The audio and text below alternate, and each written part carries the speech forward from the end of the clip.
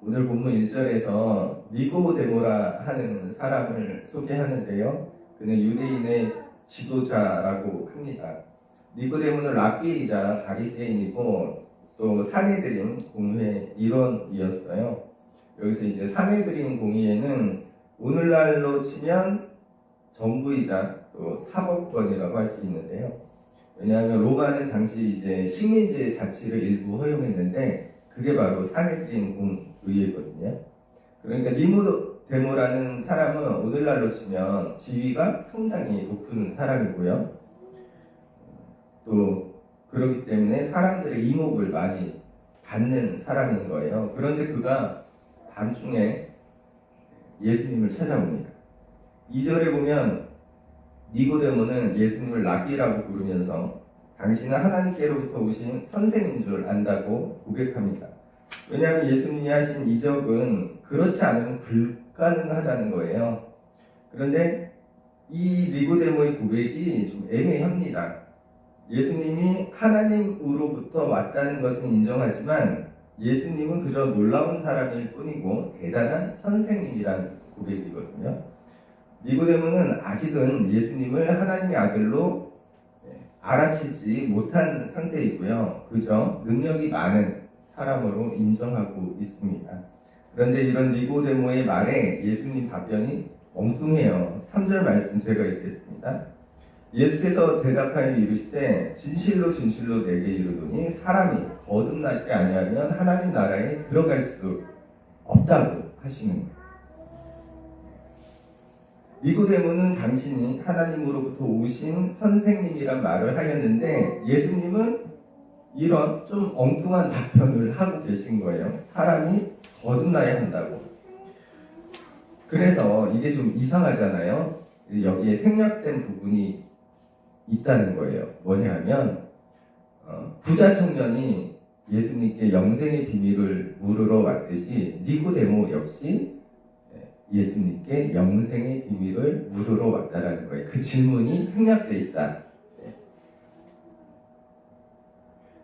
그리고 그런 랍비 니고데모의 질문에 예수님은 그에게 거듭나야 한다고 말씀하시는 거고, 그런데 니고데모는 이런 예수님 말씀을 이해하지 못합니다. 어떻게 사람이 늙었는데 다시 모태에 들어갔다가 다시 태어날 수 있겠느냐. 이 예수님은 사람이 물과 성령으로 나지 아니하면 하나님 나라에 들어갈 수 없다고 말씀하세요.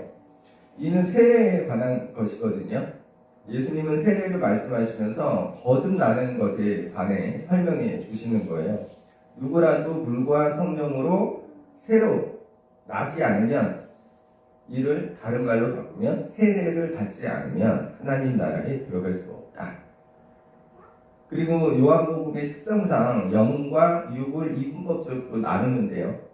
육과 영을 나눕니다. 육에서 나온 것은 육이며 영에서 나온 것은 영이라고. 이는 우리의 존재가 거듭나지 않을 때 육적인 존재에 머물 수밖에 없다는 그런 말씀이 아닐까 싶고요. 그래서 7절에서 예수님이 네가 거듭나야 하겠다 하는 말을 놀랍게 여기지 말라고 말씀하십니다. 육적인 존재에서 영적인 존재로 거듭나야 한다는 것이겠고요. 이 일을 놀라지 말라는 말씀은 그 일이 꼭 필요하다는 말씀이겠어요. 왜냐하면 니고데모가 궁금해하는 영생의 비밀이 바로 거기에 있기 때문에, 사람이 거듭날 때만 영생을 얻을 수 있기 때문에요. 그리고 8절 말씀인데 이게 좀 어려워요. 8절 말씀. 바람이 임의로 불매 내가 그 소리는 들어도 어디서 와서 어디로 가는지 알지 못하나니 성령으로 난 사람도 다 그러하니라. 이게 무슨 뜻일까 참으로 애매하지 않습니까? 우리가요 바람이 부는 것은 느껴요. 그런데 그 바람이 어디서 오고 어디로 가는지는 모른다는 거예요. 마치 그처럼 성령으로 난 사람도 그러하다. 이 말씀은요, 저는 두 가지로 보는데, 하나는 바람은 누구에게나 불지 않습니까? 어떤 사람에게나 바람은 불죠. 그러니 모든 사람에게 그렇다는 거겠고요. 한편으로는 특정한 사람을 뜻하는 것으로도 볼 수 있겠어요. 어떤 것이든 예수님은 지금 니고데모에게 네가 이제 성령으로 난 사람이 될 것을 요청하시는 말씀이 아닌가 싶고, 그런데 니고데모는 예수님께 어찌 그러한 일이 있을 수 있겠느냐고 되묻고요. 이에 예수님은 어찌 니고데모 네가 랍비인데 선생님인데 이걸 알지 못하느냐고 또 물으시고요. 예수님은 11절에서 아는 것을 말하고 본 것을 증언한다고 하세요. 그러나 너희가 우리 증언을 믿지 않는다고 하십니다. 여기서 나는이라고 하시는 게 아니라 우리라고 하시잖아요. 이는 교회 공동체의 목소리라고 할 수도 있을 것 같아요. 교회 공동체가 보고 아는 것을 증언하는데 그것을 믿지 않는다. 그리고 니고데모가 믿지 못하는 이유를 설명합니다. 12절에서 내가 땅의 일을 말하여도 너희가 믿지 아니하거든 하물며 하늘의 일을 말하면 어떻게 믿겠느냐 하시는 거예요. 그리고 13절 말씀인데 하늘에서 내려온 자가 예수님밖에 안 계시다는 거예요. 이는 11절 말씀의 증언인데요. 하늘에서 내려온 자가 예수님 뿐이니까 그 증인도 예수님밖에 안 계신 거예요. 예수님을 아는 것을 말하고 본 것을 증언하시는 것이겠어요. 그러니까 이 말씀은 예수님 본인의 말씀으로 봐도 좋겠고, 한편으로 앞서 언급했듯이 요한 공동체의 목소리로 봐도 무관할 것 같습니다. 그리고 이어지는 말씀이요, 이제 예수님이 왜 이 땅에 오셨는지 그 하늘의 일을 말씀하시는 거예요. 그래서 15절에 이는 그를 믿는 자마다 영생을 얻게 하려 하십니다. 또 16절에 우리가 잘 아는 하나님이 세상을 이처럼 사랑하사 독생자를 주셨으니, 그 이유는 우리가 멸망하지 않고 그를 믿는 자마다 멸망하지 않고 영생을 얻게 하시려고. 이렇게 오늘 본문을 살펴보았는데 여기서 좀 다루고 싶은 게 있는데요. 먼저는 이제 니고데모가 왜 밤중에 왔을까? 낮에 와야지 밤중에. 왜일까? 그는 지위가 있는 사람이었잖아요. 근데 니고데모가 예수님께 뭔가가 있다고 지금 생각을 한 겁니다. 그런데 대부분 니고데모와 같은 위치의 사람들이 당시에 예수님 흠잡기에 열심이었잖아요. 만약에 니고데모가 예수님을 찾는 것을 사람들이 보았다면 그들의 귀에 들어갔겠죠. 그리고 니고데모도 좀 어려워졌을 거예요. 곤란하게 되는 것이죠. 그리고 그로 인한 불의까지 생길 수 있지 않았을까. 그래서 니고데모는 아마도 밤중에 사람들의 시선을 피해서 몰래 예수님을 찾은 게 아닐까. 그런데 이게 사실은 우리 모습이기도 한 거예요. 우리도 그렇습니다. 뭔가 내가 옳다고 여기는 게 있더라도 주변을 의식해서 소리를 내지 못하거나 아니면 행여 불이익을 당할까봐 그래서 잠잠한 모습이 있잖아요. 사실 저도 그랬습니다. 저는 개인적으로 교회가 정치적이어야 한다고 생각하는 사람인데, 정치라는 게 이제 나라를 다스리는 거 아니겠어요? 그리고 그 목적은 사람들을 잘 살게 하는 거. 그런데 이게요, 하나님의 뜻, 하나님의 목적과도 일치합니다.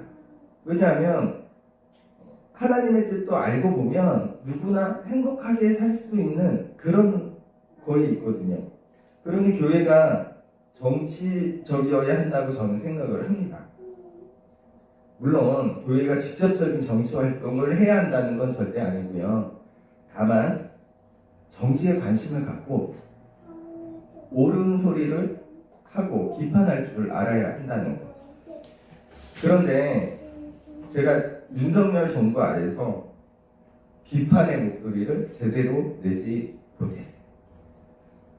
왜냐하면 사실 좀 두려웠어요. 대놓고 내가 심하게 하면 혹시 탁 찍혀가지고 불이익 당하지 않을까, 그런 두려움이 사실 있었습니다. 제 얘기를 잠시 드렸는데, 그래도 이제 니고데모가 잘한 게 있는 거예요. 니고데모가 비록 사람들을 의식해서 밤중에 몰래 예수님을 찾았지만 그는 진리를 찾아 나선 겁니다. 예수님을 찾아 나선 거예요. 그래서 우리 역시 어떤 상황이나 위치나 사정에 따라 혹은 불이익이 두려워서 옳은 소리 내지 못할 수도 있고 그 일을 당장 하지 못할 수도 있습니다. 그러나 니고데모처럼 옳다고 생각하는 것을 향해서 꾸역꾸역 가야 하지 않을까, 그 말씀을 좀 드리고 싶었고요. 그리고 예수님이 사람이 거듭나야 한다고 말씀하시면서 세례에 관해 말씀을 하셨습니다. 5절 말씀이 어떻게 보면 세례를 받지 않으면 천국에 들어갈 수 없다라는 말씀으로 들리기도 해요. 그렇다면 여기서 예수님이 말씀하시는 세례가 어떤 의미일까 생각해 봅니다. 우리가 받는 세례를 뜻할까? 일단은 물과 성령의 세례가 우리가 서로 다른 것으로 생각할 수 있는데 다르게 보셔도 되지만 저는 개인적으로 같은 의미라고 보고 있고요. 또한 세례는 단지 의식이다, 이렇게 또 말씀드립니다. 우리가 잘 알듯이 세례를 받아야 교회의 정식 일원이 되지 않습니까? 세례는 그 의식이라고 할 수 있는데 중요한 것은 왜 교회의 일원이 되기 위해서 세례를 받느냐, 그 의식을 치르느냐 하는 것이겠죠.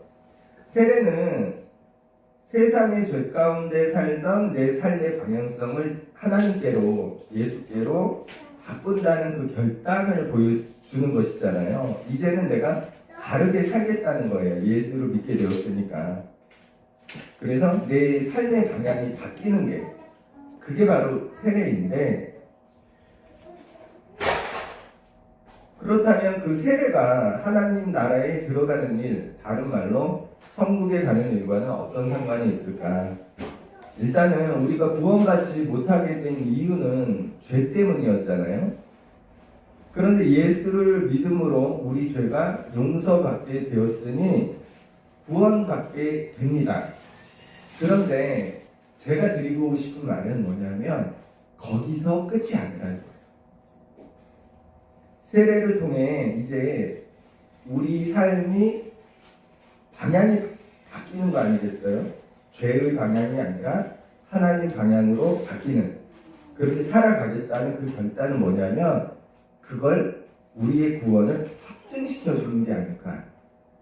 그러니까 세례라는 의식을 통해 하는 그 결단과 그로 인해 죄의 반대로 곧 하나님께로 향하게 되는 일이 바로 거듭난다는 일이고, 이 거듭남이 있을 때 하나님 나라에 들어갈 수 있다는 말씀이 아닌가 싶어요. 그래서 사실 이제 저는 유아 세례를 그다지 좋아하지는 않거든요. 왜냐하면 세례 자체에 구원이 있다고 저는 이제 보지 않고, 중요한 것은 세례를 받는 사람이 거듭나야 한다는, 거기에 이제 중점을 두고 있기 때문에, 그래서 오늘 우리가 이걸 좀 생각해 보면 좋겠어요. 저를 포함해서 여기 계신 분들 다 이제 세례를 받으신 분들인데 정작 우리가 거듭나는가? 그래서 우리가 살아온 모습을 한번 되돌아보고 이걸 좀 깊이 생각해 보면 좋겠습니다. 왜냐하면 오늘 예수님 말씀이 그렇잖아요. 거듭나야 구원을 받는다. 하나님 나라를 들어갈 수 있다. 말씀하시기 때문에. 그리고 8절 말씀을 한번 말씀드리고 싶어요. 8절 말씀 제가 다시 한번 읽겠습니다. 바람이 임의로 불매 내가 그 소리는 들어도 어디서 와서 어디로 가는지 알지 못하나니 성령으로 난 사람도 다 그러하니라. 이게 참 난해한 말씀인데, 그래서 그런데도 제가 앞서 이렇게 말씀드렸어요. 저는 두 가지로 본다고. 하나는 바람은 누구에나 붑니다. 그런 모든 사람이 그렇다는 거겠고, 한편으로 특정한 사람을 뜻하는 것으로도 볼 수 있겠다. 그런데 예수님이 왜 이 말씀을 하셨을까? 좀 전에요, 우리가 거듭난다는 게 뭔지 말씀드렸는데, 거기서 거듭난다는 그 원어가요, 다시라는 의미도 있지만 위로부터라는 뜻도 있는 거예요. 그러니까 거듭나는 이유는요. 세례를 말씀드렸었을 때 이렇게 볼 수 있잖아요. 우리가 거듭난다는 것은 어찌 보면 나의 결단인 거예요. 그런데 이 거듭난다라는 원어가 갖고 있는 위로부터라는 의미를 넣어보면 이렇게 되는 거예요. 나의 결단, 나의 행위 때문이 아니라 그것 때문에 되는 것이 아니라 위로부터 내려올 때 거듭날 수 있다는 거예요. 그분의 영이 우리에게 위로부터 내려올 때, 다른 말로 바꾸면 하나님의 은혜인 거예요. 그래서 오늘 이제 설교 제목이 바람이 분다. 바람이 분다. 바람은 어디나 붑니다. 모두에게 불고 나에게도 붑니다. 또 특정한 사람에게만 더 불 수도 있겠죠. 우리가 예수가 옳다고 여기고 그분을 믿고 결단하고 이게 중요하지만 결국 더 중요한 것은 하나님의 은혜가 있어서 우리가 구원받는다는 거예요. 우리가 아무리 날고 기어봐야 우리 공로로 구원받을 수 없다는 겁니다. 하나님의 은혜가 먼저 있기 때문에 우리의 구원이 가능하다. 그런데 그 하나님의 은혜는 어디나 부는 겁니다. 착한 사람에게도, 나쁜 사람에게도, 못된 사람에게도, 그리고 풍요의 자리에도, 가난한 자리에도 하나님의 은혜는 어디나 부는 거예요.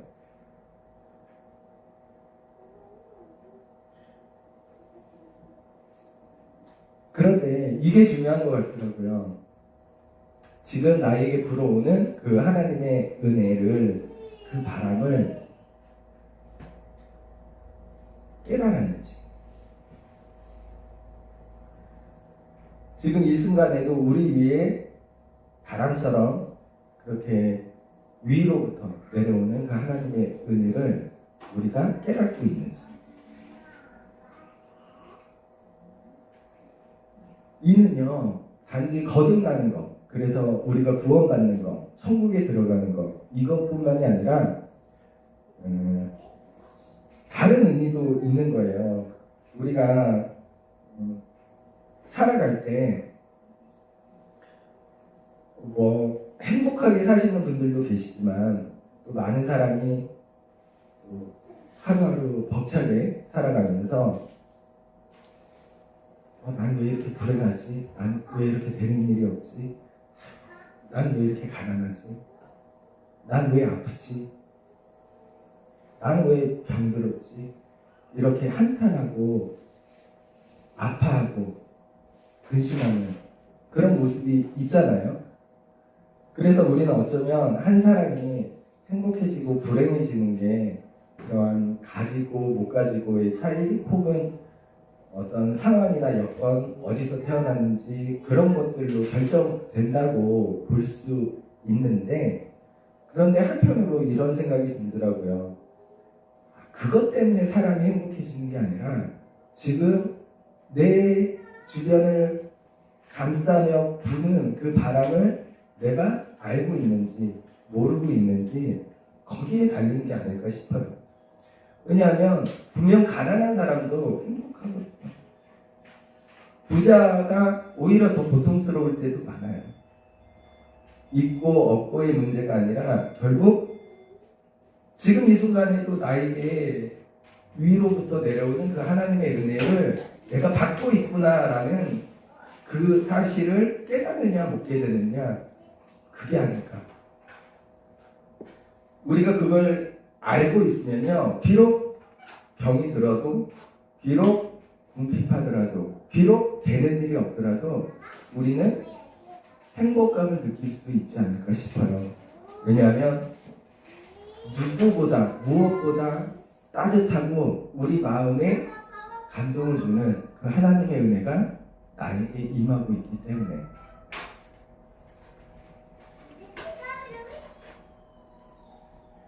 그리고 분명한 것은 지금 이 순간에도 위로부터 그 하나님의 은혜는 우리에게 바람처럼 그렇게 불어온다는 것.